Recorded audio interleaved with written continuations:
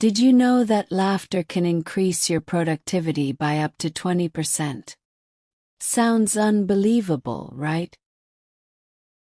Well, buckle up because I'm about to tell you a story that might just change the way you look at your work-life balance forever.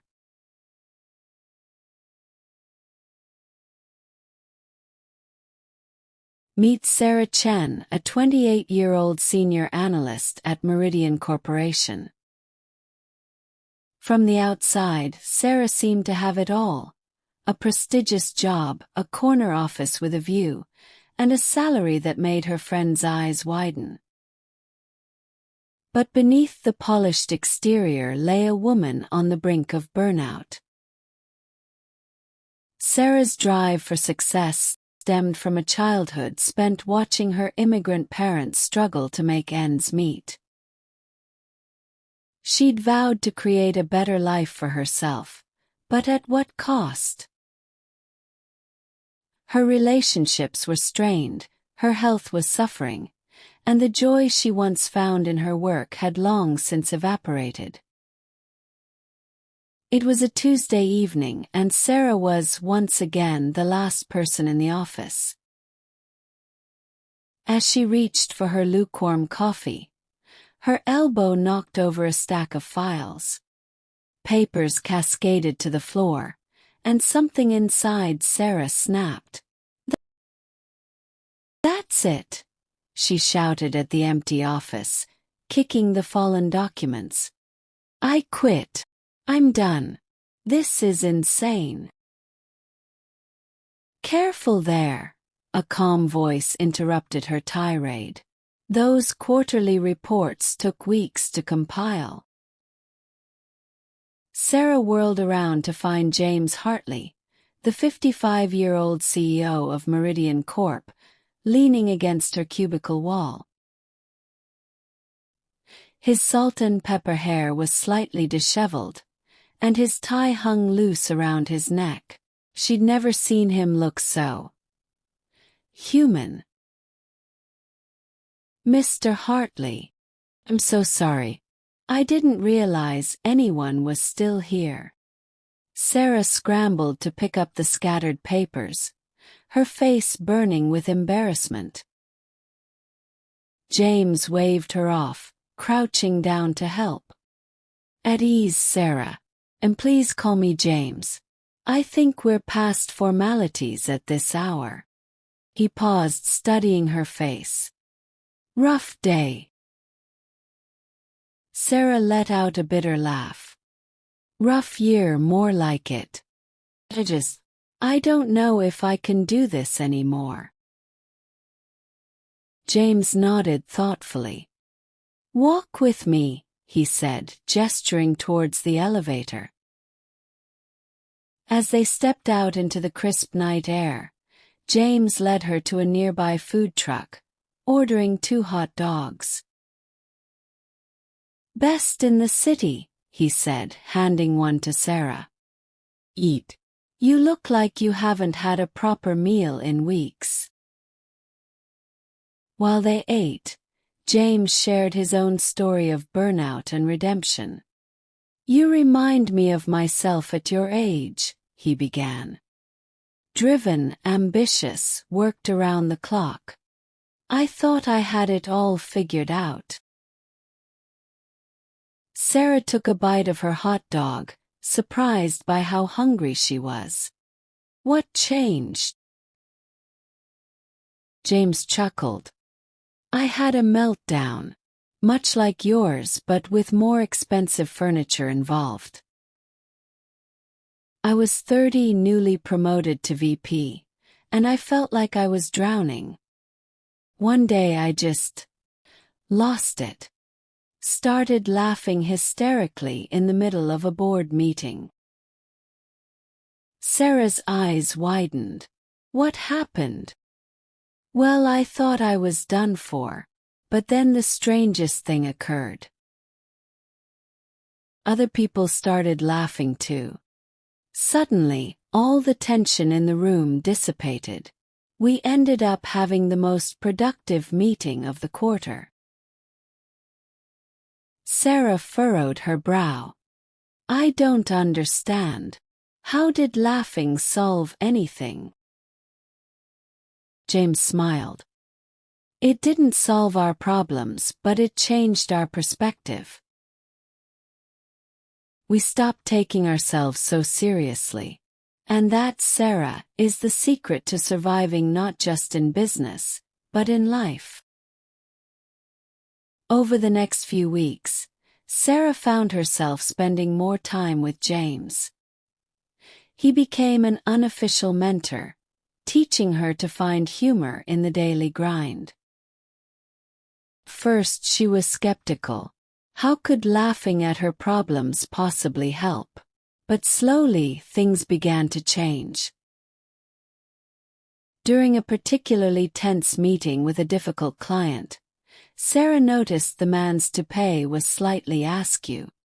Instead of panicking about the potential lost account, she found herself biting back a smile.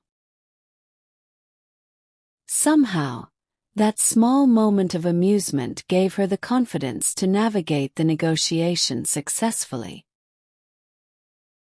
In the break room, she started sharing funny observations with her colleagues. The perpetually jammed printer became Old Faithful, erupting with paper at the most inopportune moments. The notoriously long-winded HR manager was affectionately dubbed the human audiobook. To her surprise, people responded positively. The office atmosphere lightened. Even on the most stressful days, there was an undercurrent of camaraderie that hadn't existed before. At home, Sarah made an effort to reconnect with her friends. Instead of canceling plans due to work, she started sharing ridiculous stories from her day. Her roommate was delighted to have her back, and their apartment once again echoed with laughter late into the night. Just as Sarah was starting to find her footing, disaster struck. One morning, she arrived at work to find the office in chaos. Meridian's biggest client was threatening to pull their account, which would be a devastating blow to the company. The tension was palpable as everyone scrambled to damage control. In the midst of the frenzy, Sarah noticed James standing calmly by the window, a slight smile on his face. She approached him, puzzled. "How can you be so calm right now?" she asked. James turned to her, his eyes twinkling. "Sarah, do you remember the story of my meltdown?" She nodded. "Well, what I didn't tell you was that it happened on the same day we lost our biggest client at the time. Everyone thought we were finished." Sarah's jaw dropped. "But the company survived. We thrived." "Exactly," James said. "Because instead of panicking, we took a step back. We found the humor in our situation, and that gave us the clarity to come up with innovative solutions." Inspired, Sarah gathered her team. Instead of adding to the panic, she started by sharing a funny anecdote about her first disastrous client meeting. The tension in the room eased slightly. Then, she asked everyone to take a deep breath and imagine the most ridiculous way this situation could play out. To her amazement, amid the laughter, ideas started flowing. People who normally clashed were building on each other's suggestions. By the end of the day, they had not only salvaged the account but had also developed a new strategy that the client loved. As the weeks turned into months, Sarah noticed a significant change in herself and her surroundings. She was sleeping better, eating regularly, and actually enjoying her work. Her team's productivity soared, and office morale was at an all-time high. One evening, as she was leaving the office at a reasonable hour, she bumped into James again. "Heading out already?" he teased. Sarah grinned. "Yes, sir. I've got a life to live, you know." James nodded approvingly. "I'm proud of you, Sarah. You've come a long way." "Thanks to you," she replied. "I never realized how much I needed to lighten up." "Oh, I just pointed you in the right direction. You did the hard work yourself." As they walked towards the elevator, James turned to her with a serious expression. "Sarah, I have a proposition for you. We're starting a new initiative to improve work-life balance and company culture across all departments. I'd like you to lead it." Sarah was stunned. "Me? But I'm not in HR. I don't have any experience with this kind of thing." James chuckled. "Maybe not officially, but you've transformed this office in just a few months. You've lived through the burnout and found a way out. Who better to guide others?" Sarah thought about the stressed-out young intern she'd noticed earlier that week. She remembered how lost and overwhelmed she had felt not too long ago. Maybe she could make a difference. "All right," she said, a slow smile spreading across her face. "I'm in. But on one condition." "Name it," James replied. "We start every meeting with a joke. Even the serious ones. Especially the serious ones." James laughed heartily, clapping her on the shoulder. "Deal. Now go home, Sarah. The work will be here tomorrow." As Sarah stepped out into the evening air, she felt a lightness she hadn't experienced in years. The city bustled around her, full of people rushing to their next appointment. She noticed a man in a suit tripping over his untied shoelace, catching himself just in time. Instead of ignoring it like she once would have, she caught his eye and shared a smile. Life wasn't perfect. Work was still challenging and there would always be stress.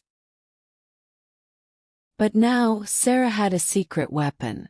She had learned to find the humor in chaos, to laugh in the face of adversity. And somehow that made all the difference. The moral of Sarah's story. Sometimes the key to solving our biggest problems is to stop taking ourselves so seriously. Laughter isn't just a distraction. It's a powerful tool that can change our perspective, boost our creativity, and help us connect with others. So, here's my question for you. Which character in this story did you relate to the most? Sarah, struggling to find balance. James, the mentor who'd been through it all. Or maybe you see yourself as the office jokester, already spreading laughter wherever you go.